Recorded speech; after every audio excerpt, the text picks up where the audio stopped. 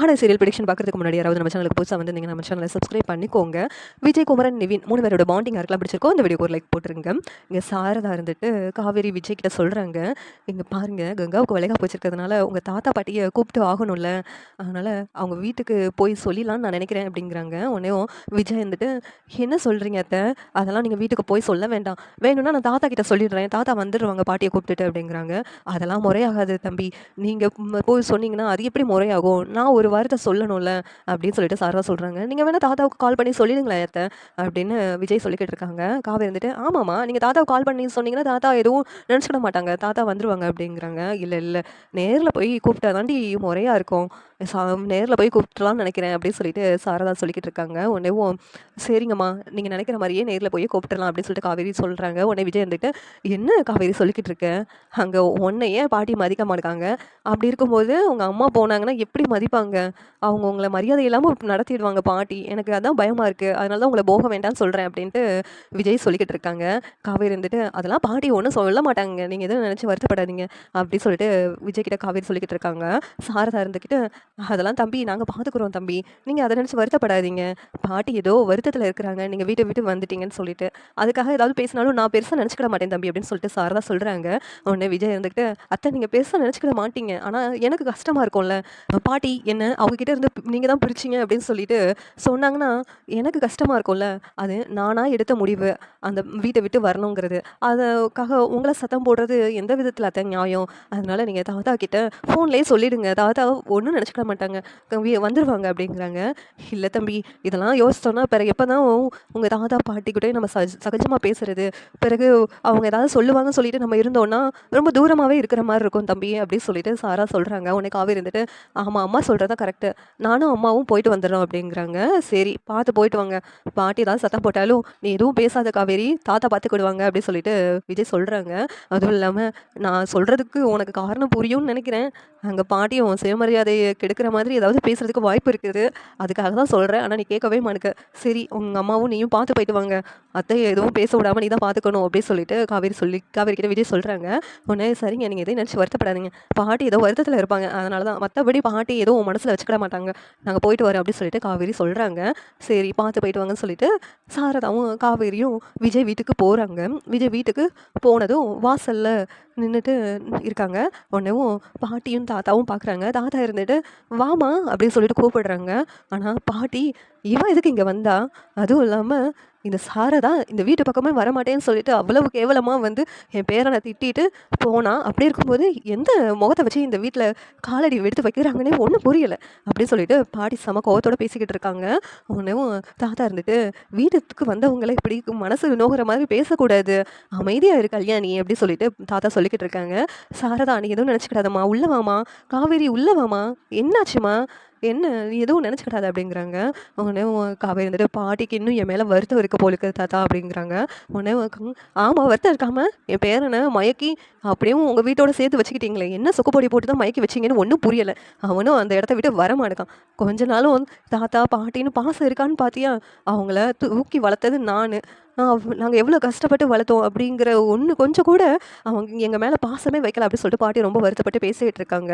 பாட்டி நீங்கள் வருத்தப்படுறதெல்லாம் புரியுது பாட்டி, ஆனால் அவர் தான் அந்த முடிவு எடுத்துட்டாரு, அதுக்கு நான் என்ன பண்ணுவேன் அப்படின்னு சொல்லிட்டு காவேரி கேட்குறாங்க. உடனே நீ ஒன்றா காரணம் காட்டி தானே அவன் இப்படி ஒரு முடிவு எடுத்திருக்காங்க, எல்லாத்துக்கும் காரணம் நீ தானே அப்படின்னு சொல்லிட்டு பாட்டி சொல்லிக்கிட்டு இருக்காங்க. உடனே தாத்தா இருந்துட்டு, ஏய் இங்கே வந்து சண்டை போடுறதுக்காகவா அவள் வந்திருக்கா, அவங்க ஏதோ சொல்கிறதுக்காக வந்திருக்காங்க, நீ பேசாத கல்யாணி அமைதியாயிரு, வீட்டுக்கு வந்து அவங்ககிட்ட சண்டை போடுறது நல்ல பழக்கமா, போய் காஃபி ஏதாவது எடுத்துகிட்டு வா அப்படிங்கிறாங்க. உடனே கோவிச்சுக்கிட்டு நின்றுட்டு இருக்காங்க கல்யாணி. சாரதாவும் காவேரியும் அதெல்லாம் வேண்டாம் தாத்தா, நாங்கள் வரும்போது தான் குடிச்சிட்டு வந்தோம், வேண்டாம் அப்படிங்கிறாங்க. சரிம்மா ஹாஸ்பிட்டலுக்குனா போனியா, குழந்தைலாம் எப்படி இருக்குன்னு சொன்னாங்க அப்படின்னு சொல்லிட்டு தாத்தா கேட்குறாங்க. உடனே காவேரி இருந்துட்டு, நல்லா இருக்குன்னு சொன்னாங்க தாத்தா, நல்லா வளர்ந்துருக்கு அப்படின்னு சொல்லிட்டு காவேரி ரொம்ப சந்தோஷப்பட்டு சொல்கிறாங்க. ஒன்று பாட்டி இருந்துட்டு, என்ன நமக்கு தான் எதையும் பார்க்குறதுக்கு கொடுப்பனை இல்லாமல் போயிடுச்சு, குழந்தை பிறந்த பிறகு கூட நம்ம கண்ணில் காட்டுவாங்களா என்னன்னு தெரியல, விஜய் வளர்த்த மாதிரி அந்த குழந்தைய நம்ம பக்கத்தில் இருந்து பார்த்துக்குவோமான்னு ஒன்றும் தெரியல அப்படி சொல்லிட்டு பாட்டி ரொம்ப வருத்தப்பட்டு பேசிக்கிட்டு இருக்காங்க. உடனே காவேரி இருந்துட்டு, பாட்டி அப்படி ஒன்றும் நான் செய்ய மாட்டேன் பாட்டி, நீங்களே வச்சுக்கோங்க, நீங்களே வளர்த்துருங்க விஜய் வளர்த்த மாதிரி, அதுக்கு ஒன்றும் நான் தட சொல்ல மாட்டேன் அப்படி சொல்லிட்டு காவேரி சொல்லிக்கிட்டு இருக்காங்க. உடனே தாத்தா இருந்துக்கிட்டு, என்னம்மா கல்யாணி இப்படி பேசாதம்மா, காவேரி அப்படிப்பட்ட பொண்ணு கிடையாது அப்படின்னு சொல்லிட்டு தாத்தா சொல்லிக்கிட்டு இருக்காங்க. தெரியுங்க தாத்தா உங்களுக்கு உடம்புலாம் நல்லா இருக்குல்ல இப்போ, ஒன்றும் பிரச்சனை இல்லைல்ல அப்படின்னு காவேரி கேட்குறாங்க. அதெல்லாம் நல்லா இருக்குமா, நீ ஒன்றும் அதை நினச்சி வருத்தப்படாத, நான் ரொம்ப ஆரோக்கியமாக இருக்கேன், பக்கத்தில் விஜய் இல்லாததான் ஒரு குறை, மற்றபடி எனக்கு ஒன்றும் இல்லை அப்படி சொல்லிட்டு தாத்தா சொல்லிக்கிட்டு இருக்காங்க. அந்த இடத்துக்கு விஜய் சித்தி வராங்க, முகத்தை தூக்கி வச்சுட்டு நின்றுட்டு இருக்காங்க. ஒன்றும் இங்கே பாருங்க என்ன விஷயமா வந்தீங்கன்னு இன்னும் சொல்லவே இல்லை அப்படி சொல்லிட்டு தாத்தா கேட்குறாங்க. என்ன சாரதா இருந்துட்டு கங்காவுக்கு வளைகாப்பு வச்சிருக்குது, அதுக்காக தான் சொல்ல வந்தோம் அப்படிங்கிறாங்க. அவங்களுக்கு எத்தனாவது மாதம் அப்படின்னு சொல்லிட்டு கேட்குறாங்க. 5வது மாதம் சொல்கிறாங்க. உடனேவும் காவேரிக்கு 5வது மாதம் வளைகாப்பு வைப்போம் அப்படின்னு சொல்லி நாங்கள் சொன்னதுக்கு வேண்டான்னு சொன்னீங்க, உங்கள் குடும்பத்தில் அந்த பழக்கமே கிடையாது அப்படியெல்லாம் சொன்னீங்க, இப்போ அவளுக்கு 5வது மாதம் வளைகாப்பு வைக்கிறீங்களா, இது என்ன விதத்தில் நியாயம் அப்படின்னு சொல்லிட்டு பாட்டி கேட்குறாங்க.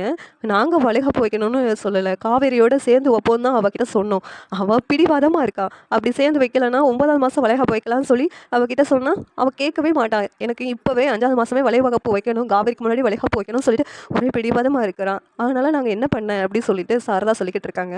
சரிங்கம்மா விடுமா, நாங்கள் ஒன்றும் பெருசாக நினைக்கல, அவங்க விருப்பம் மாசமாக இருக்குதுல்ல அந்த பொண்ணு, அவங்க விருப்பப்படியே விட்டுருங்கம்மா, நாங்கள் வந்துடுறோம் அப்படி சொல்லிட்டு தாத்தா சொல்கிறாங்க. உடனே சாரதா வந்துட்டு நீங்களும் சேர்ந்து வந்துடுங்கம்மா அப்படிங்கிறாங்க. உடனே பார்ப்போம் அப்படி சொல்லிட்டு கல்யாணி சொல்லிட்டு இருக்காங்க. நான் பாட்டியை கூப்பிட்டு வந்துடுறேன், நீங்கள் ஒன்றும் வருத்தப்படாதீங்க, நீங்கள் ஏதாவது சாப்பிட்டு போகலாம்ல அப்படி சொல்லிட்டு தாத்தா சொல்கிறாங்க. இல்லை தாத்தா அதெல்லாம் ஒன்றும் வேண்டாம், நாங்கள் கிளம்புறோம் தாத்தா அப்படி சொல்லிட்டு காவேரியும் சாரதாவும் வீட்டை விட்டு கிளம்பி போகிறாங்க.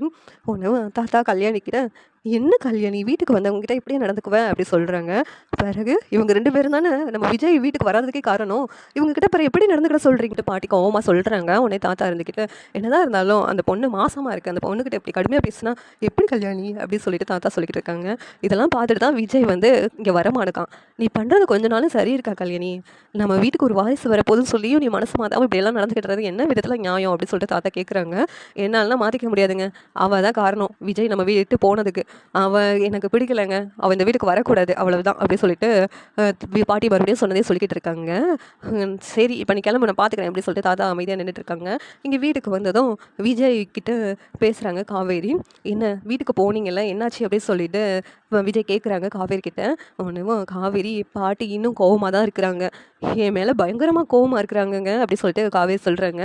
உன்னை ஏதாவது செஞ்சிட்டாங்களா பேசிட்டாங்களா அப்படி சொல்லி கேட்குறாங்க. உன்னை ஏதாவது திட்டாங்களா பாட்டி, அதெல்லாம் நான் அங்கே போக வேண்டாம்னு சொன்னேன், நீ கேட்டியா அப்படி சொல்லிட்டு விஜய் சொல்லிக்கிட்டு இருக்காங்க. உடனேவும் காவேரி இருந்துட்டு அது என்ன அவங்க மனசில் இருக்கிற வருத்தம் மட்டும்தாங்க எனக்கு தெரிஞ்சு, அவங்க திட்டினது எனக்கு பெருசாக தெரியலைங்க, என்னதான் இருந்தாலும் இவ்வளோ தூரம் வளர்த்து விட்ட பேரன் நம்ம கிட்ட இல்லாமல் வீட்டை விட்டு அவளை கல்யாணம் பண்ணவளுக்காக போயிட்டான் அப்படின்னு சொல்லிட்டு அவங்க முகத்தில் ஒரு வருத்தம் இருக்குது, அது மட்டும்தான் எனக்கு தெரிஞ்சு அப்படின்னு சொல்லிட்டு காவேரி சொல்கிறாங்க.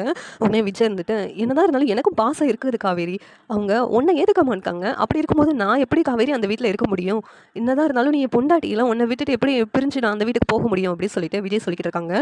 காவேரி இருந்துட்டு அவங்க இத்தனை வருஷமாக உங்களை வளர்த்து ஆளாக்கியிருக்காங்க, அவங்களை விட நான் உங்களுக்கு முக்கியமாங்க அப்படி சொல்லிட்டு காவேரி கேட்குறாங்க. இது என்ன கேள்வி காவேரி, நீ தான் முக்கியம்னு சொல்லிட்டு உங்க கூட வந்திருக்கேன், இப்படிலாம் எப்போ பார்த்தாலும் என்கிட்ட கேள்வி கேட்டுகிட்டே இருக்க அப்படி சொல்லிட்டு விஜய் கேட்குறாங்க. இல்லைங்க அவங்க உங்களை வளர்த்து ஆளாக்கியிருக்காங்கல்ல, அதான் தாத்தா பாட்டியும் ரொம்ப உங்களை நினச்சி ரொம்ப வருத்தப்படுறாங்க அப்படிங்கிறாங்க. அதெல்லாம் தாத்தாவும் பாட்டியும் புரிஞ்சுக்குவாங்க, தாத்தாவுக்கு ஏற்கனவே தெரியும் நான் எங்கே இருந்தாலும் தாத்தாவும் பாட்டியும் மறக்க மாட்டேன் அப்படின்னு சொல்லிட்டு தாத்தா என்ன நினைப்பாரு, நான் எங்கே இருந்தாலும் சந்தோஷமாக இருக்கணும்னு தான் நினைப்பாரு, அதனால் தாத்தாவை நினச்சி நான் வருத்தப்பட தேவையில்லை, பாட்டி தான் உன் மேலே ரொம்ப கோபத்தோடு இருக்கிறாங்க, நீ தான் காரணம் அப்படின்னு சொல்லிட்டு அவங்க பயங்கரமாக கோபத்தோடு இருக்கிறாங்க. அதை தான் கொஞ்ச நாள் ஆற போட்டால் மாறிடும்னு நினைக்கிறேன், பக்கத்தில் இருந்தால் அது அதிகமாக தான் இருக்கிறதுக்கு வாய்ப்பு இருக்குது, அதனால தான் அந்த வீட்டில் நான் இருக்கலை, அப்படி இருந்தேன்னு வச்சுக்கோ உன்னை பற்றி பேசியேவும் என் மனசை மாற்றணும்னு சொல்லிட்டு பாட்டி பேசுனாங்கன்னா பாட்டியை வெறுக்க ஆரம்பிச்சிருவேன் காவேரி, அதுக்காக தான் பாட்டியை விட்டு தூரமாக இருப்போம் அப்படின்னு சொல்லிட்டு தான் நான் இங்கே வந்துட்டேன், மற்றபடி பாட்டி மேலேயும் தாத்தா மேலேயும் எனக்கு எந்த வித வருத்தமும் கோபமும் கிடையவே கிடையாது, பாட்டி ஏதாவது ஒரு காரணத்தை வச்சு என்கிட்ட பேசிகிட்டே இருந்தாங்கன்னா நான் பாட்டியை வெறுக்கிற சூழ்நிலை வந்துடும்ல, நீயே சொல்லு காவேரி அப்படி சொல்கிறாங்க. ஆமாங்க நீங்கள் சொல்கிறதும் சரிதான், பாட்டி என்னதான் இருந்தாலும் என் மேலே வெறுப்பாக இருக்கிறதுனால என்னை டிவோர்ஸ் பண்ணணும்னு சொல்லிட்டு உங்களை ஃபோர்ஸ் பண்ண கூட செய்வாங்க, அதனால் நீங்கள் ஏதாவது பாட்டியை பேசிட்டீங்கன்னா அது தப்பாக போயிடும், நீங்கள் கொஞ்ச நாள் இங்கேயே இருங்க, ஆற போட்டு நம்ம பாட்டிக்கிட்ட பேசலாம், எல்லாமே சரியாயிடும் அப்படின்னு சொல்லி நான் நினைக்கிறேன் அப்படின்னு காவேரி சொல்லிக்கிட்டு இருக்காங்க. உடனே விஜயும் ஆமாம் காவேரி அதை தான் நான் யோசித்து தான் தூரமாகவே இருக்கிறேன் அப்படின்னு சொல்லிட்டு விஜயும் பேசிகிட்டு இருக்காங்க. ஒருத்தருக்கு ஒருத்தர் ஆறுதலாக. இது சரி எப்படி தான் நல்லாயிருக்கும் நீங்கள் நினைக்கிறீங்கன்னு கமெண்ட் பண்ணுங்கள். இந்த வீடியோ பிடிச்சி லைக் பண்ணுங்கள், ஷேர் பண்ணுங்கள், சப்ஸ்கிரைப் பண்ணுங்கள். தேங்க்யூ.